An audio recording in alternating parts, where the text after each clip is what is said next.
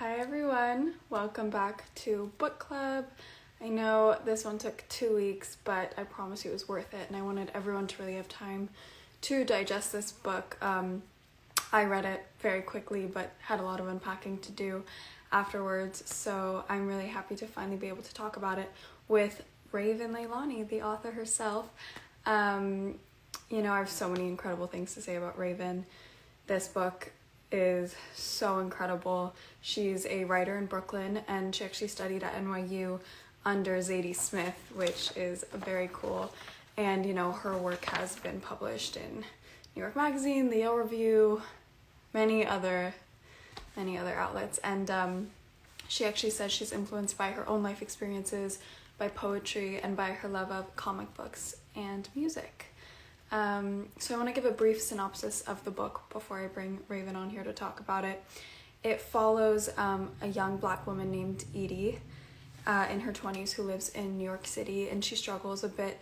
She works as an editorial assistant in publishing when she starts a relationship with a white man in his 40s named Eric. Now Eric is in an open marriage with a white woman, and they have an adopted Black daughter who is 12 years old, and Edie actually ends up moving in with Eric and his family when she gets fired from her job, which creates a really interesting dynamic throughout the entire family.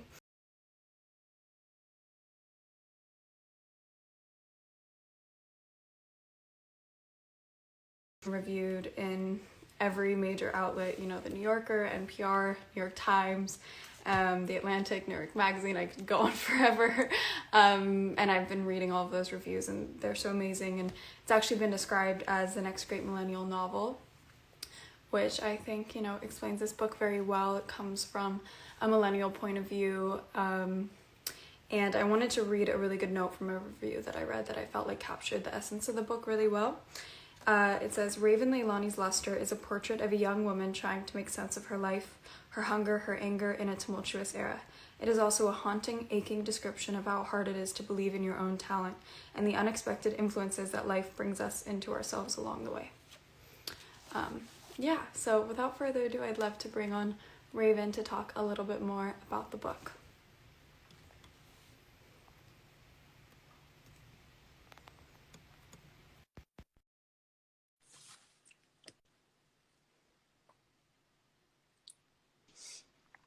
Hi! Hi.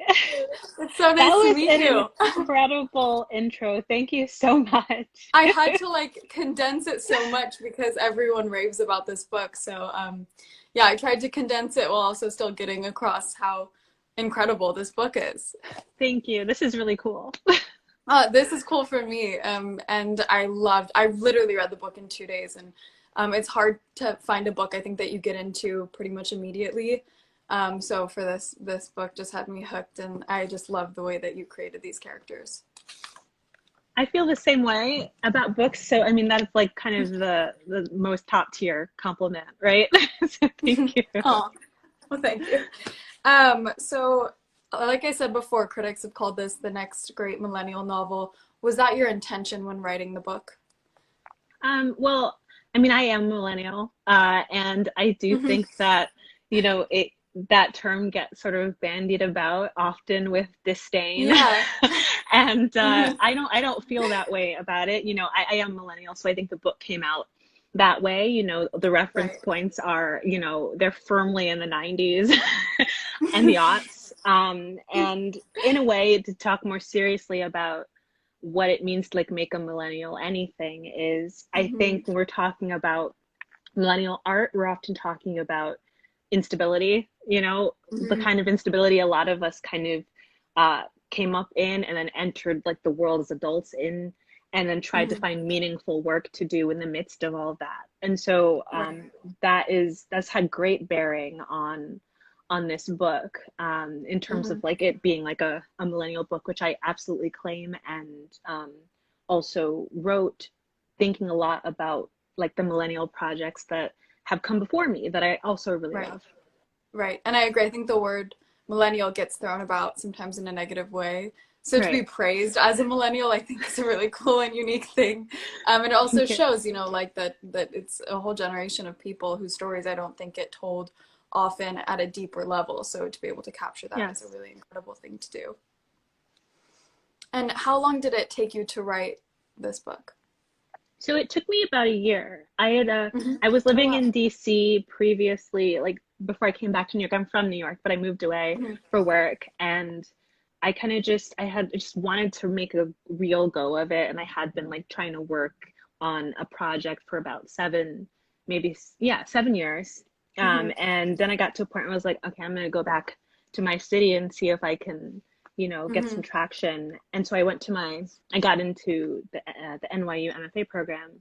Hmm. And while I was there, I met a bunch of a bunch of peers, a bunch of people who were also trying to do the same thing, and also really Hmm. wonderful teachers and mentors who Hmm. guided me toward writing this book in a Right. way that like I had a lot of kind of hard but necessary conversations about Hmm. what I wanted to try and put out into the world for my first time. And so this was what I worked on. It was like my second year there and my second and last Hmm. year there. And yeah, it Hmm. was about a year. It just kind of came out, you know?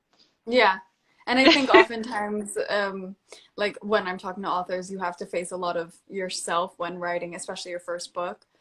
So I think Yes, it can be a very reflective process, as I've heard. So that's what right. was the inspiration for Luster? Like, how much of yourself did you put into this book? There is a lot of me in it. I always Hmm. want to preface that by saying like this isn't an autobiography, but there is so Hmm. much of me in here, like Hmm. even down Hmm. to like some of the family history I gave Edie, even down to some of the jobs she's Hmm. had. I've had some of the experiences she's had, obviously, I've had. And, Hmm. my first thing that I really loved doing was painting. And I put that aside kind of early on, but I've always been really obsessed with it. Hmm. And so that made its way into the book, like my love of painting, and also kind of honestly, while I was writing this book, what it meant to try and carve out time to do a thing that you really love, to do that Hmm. private work while trying to feed yourself, which is kind of what I was doing Right. while this book was being written. Right. And you talk a lot about how Edie loves painting, but it's such a difficult thing for her to do and to get down and to finally sort of manifest into something she can hold.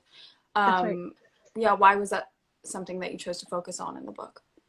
Because I mean, I think that is like it's one of the more crucial things to talk about in any art making process. Like, even if it's not a Hmm. painting, even if it's not a book, I think that there are natural and plentiful hurdles to jump before you actually break through. And I Hmm. wanted to speak, I think there's like a temptation to talk about the artistic journey in a way that is neat and in a way that is linear. But for me, that honestly wasn't the case. And I wanted to depict, what it looks like when a woman is thrown a crazy amount of detours, including the Hmm. detours that are self-manufactured, right? Because we can get Oh in yeah. our own way. So I did want to be faithful in depicting the fact that, failure is a huge part of it. Hmm. And it you can I think it's hopefully a liberating kind of depiction in that you can take steps backward, you can fail, you can Hmm. self-sabotage, you can also be subject to the things that you have no control over, but you can break through, Hmm. so that was why it was important. Hmm. Absolutely. And I think you capture, you talk about these things that get thrown at you, even when you bring them on yourself, and you talk about open relationships in such a real way. Why did you choose to have this be one of the center themes of the book? This open marriage between. Oh, sure. Yeah. So I feel like I'm often drawn to stories about affairs, to stories about marriage, Yeah. and in this way, I wanted to turn that on its head a little bit. I Hmm. wanted to write about what it looks like when two people have invited this disruption Yeah. into their relationship in hopes Into of their home, even. reinvigorating into their Hmm. home, right? Hmm. And I feel like the story around that, I wanted to be human. I wanted not to be Yeah. presented with judgment. Mm. And I also wanted to make room to talk about, those personal relationships, talk about sex, to talk about how it works when you kind of have to, with an open marriage, you can only do Mm-hmm. that, or an open relationship, you can only do that if there are rules, right? Mm-hmm. And I think anything kind of based on rules begs for them to be broken. So I mean, I got to have fun with the on Yeah, the page in that absolutely. way, but it was a way to depict the way that is a careful and um, Mm. kind of tricky arrangement to maintain, because it's one that is about containment and also just, I don't know, two people trying to figure out a different way of making it work. And also it feels like, this is the year 2020, and it felt like it that feels kind of, I don't know, Absolutely. yeah, like of our Yeah, time. no, absolutely. It wasn't, I think the whole idea of that, it didn't seem like something so foreign. I think especially now Right. people are finding new ways to make families work, to make relationships work, and it's not That's right. always, black and white and what's been written about previously in literature. So to see that be Yeah. represented in a very real way where, yeah, you're right, it's not shamed in any way, no character is judged from that perspective. But I especially loved the relationship between Edie and Rebecca, and how you sort of created their own separate relationship throughout the book. And why was this important to touch on for you, this relationship between Rebecca and Edie? So what I find most interesting and most compelling are often Mm-hmm. relationships between women, Mm-hmm. especially when they're complex, and then they can hold like the contradiction of both, um I mean, I guess the contradiction of both like adoration and savagery, Mm-hmm. like I think Yeah. that with Rebecca and Edie, they come from very two different worlds. Edie is, Mm-hmm. coming from a real state of precarity, and um, in fact, I feel like because when she's moves into the house, it's because she has time to actually create her work and to, Mm-hmm. I don't know, to self-realize in a different way. But Rebecca is different, right? She's in control. She's Mm-hmm. comfortable. She has a few sort of preconceived ideas about how Edie, like a person like Edie would be. And so Right. in drawing them together, it was a lot of fun for me as a writer, but it was also it was fun, and it felt necessary to talk about like the real like boundaries that are involved in Mm-hmm. merging two women like that, two very different women, but also the way that it can be urgent, in the way I think female relationships are, the way that Mm-hmm. it can be erotic, in the way, even Mm-hmm. platonic female relationships are. So that was, you know, it occurred to me, like, I think a third of the way through the book, that there was more and needed to be more to a character, to Rebecca's character, than her just being like a wife. Yeah, and especially, Yeah. you didn't villainize her in any way. And I think Right. to make, what when the book is sort of being told, you know, by Edie, you could easily turn Rebecca into a villain. She's the wife, she's very controlling and this and that. And I think for you That's to right. create a relationship between them that's very complex, but also in a lot of ways, I think Rebecca takes care of Edie, and Yes. cherishes Edie for being there, for their daughter. So it just added so many layers to this relationship. And it almost focused more on that, I think, than the relationship between Edie and Eric. So Yes. I really loved, seeing their relationship sort of develop. Thank you. And power and powerlessness, I think, is a big theme throughout the book, especially for Edie. Can you talk about sort of her relationship to power and why it's so central to her character? Sure. So Edie is, I want to say though, I did want to make room for her to like assert her power sexually, that was Mm-hmm. important, but it absolutely is. That's one of like the few places where she can. Ultimately, Mm-hmm. she is kind of, she's subject to environments which are racist, sexist, deeply capitalist, and she's struggling to lay claim to her art in the middle of this. Mm-hmm. And so it was important for me, especially telling the story in a way where you're inside of her mind, it's a first Mm-hmm. person.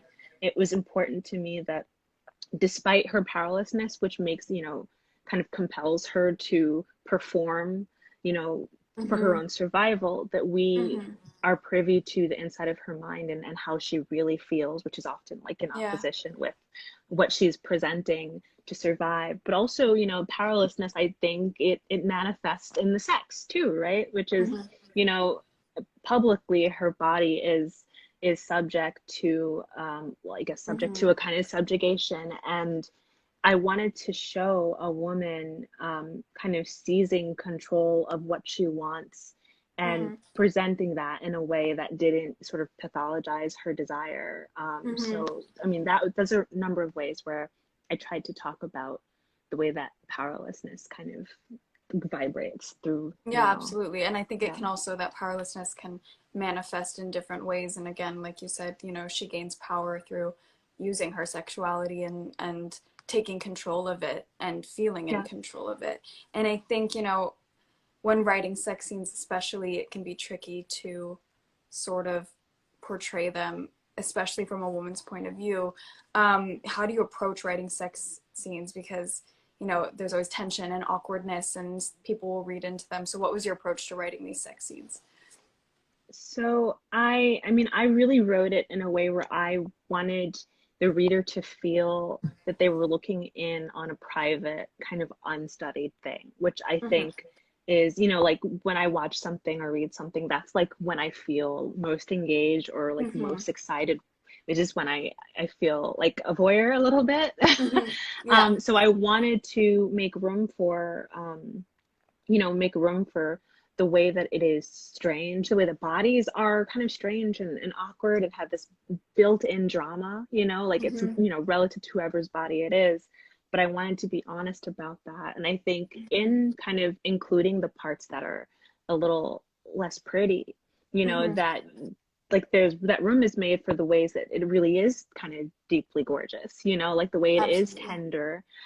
So it was, yeah, it was more just, I really wanted to be candid in a lot of ways with this book, but especially there where you Right. have a character like Edie who is kind of, in a way, like letting down her mask. Mm-hmm. Mm-hmm. And I think also with a character, you know, like Eric, who is in his own ways insecure, you know, as a Yeah, 40-year-old man yeah, and having his own insecurities. So to have these sort of two people sharing like the same experience, but experiencing it in very different ways and with their own insecurities and imperfections, yeah, it created just a very real view of what these sexual experiences are for most people. You yeah. know, it doesn't always, not always written Yes, like a love story would be, but that doesn't make it, you know, not a love story. that's right. Mm-hmm. And what kind of impact did you hope this novel would have on people, or do you hope this novel would have on people? So when I wrote this book, I really, you know, it started off as sort of a, I don't know, when I write, it feels often like an exorcism in a way. Like I almost don't think Absolutely. about, you know, the way that it will, you know, what it will mean until I'm all the way at the end. But I will say that um, as a person who, you know, took a kind of a long time to get to, or not a long time, but, you know, for me, it felt like it, you know, to Yeah. kind of be able to claim the thing that I wanted to do Mm-hmm. my whole life. And as a person who sort of put things down and picked them up and left, you know, Mm-hmm. some things that I really loved, and, you know, just put them aside. I wanted to write a story about art where room was made to talk about, you know, the way that the journey is jagged and the way that it is strange and how you should kind of allow yourself grace for however Mm-hmm. your journey looks, you know. And so I Mm-hmm. think if there's anything I want people to take away from the book, among many things, I mean, Mm-hmm. it is that to like um, be kinder to yourself in Mm-hmm. your pursuit of your art, because it mean it's a process. It will always be a process. So I think Mm-hmm. that is ultimately what I hope people come away from. Yeah, and to be able to show people like this is my final product, but it wasn't a straight line to get here, and you kind of Right. explain that through Edie's point of view with how she struggles to create her art. You're kind of, I think, self-reflecting in that way where it's, yes, I did create something and I will create more, but you know, it's not always just a linear path to get there, and that's part of it, you know, not to see those failures and those self-rejections and self-questioning as, you know, a road stop. It's just part of That's that right. process. And so I love sort Definitely. of your way to narrate that within the book and sort of tell the readers your process of writing it. Thank you. And I love the way you And put that, that the questions are part of it, you know? yeah, Because sometimes it's hard to absolutely. know whether that those questions or that doubt is a thing that Hmm. should make you stop, Hmm. right? Like you said, but Absolutely. it's part of it. Yeah, and it often does, but I think the fact that we can push through and continue that and not let those stop us is so important. So the fact that you got this all out, I'm sure it was like a nice way to sort of purge, and that's such an important thing. You called it an Yes. exorcism, and you probably just can feel so much lighter being like, I can recognize these things and I can create something from them, you know, and they might not always be the best, but it helps a lot of people for sure. Thank you. Of course. And are you planning to write anything else? Yeah, I mean, definitely. I honestly have not really started um, anything really new yet. But because mostly this book, like the Hmm. response has been amazing, and so a lot of work has come out Yeah. from that. So I'm mostly just kind of involved in Hmm. launching this book. But soon, Yeah.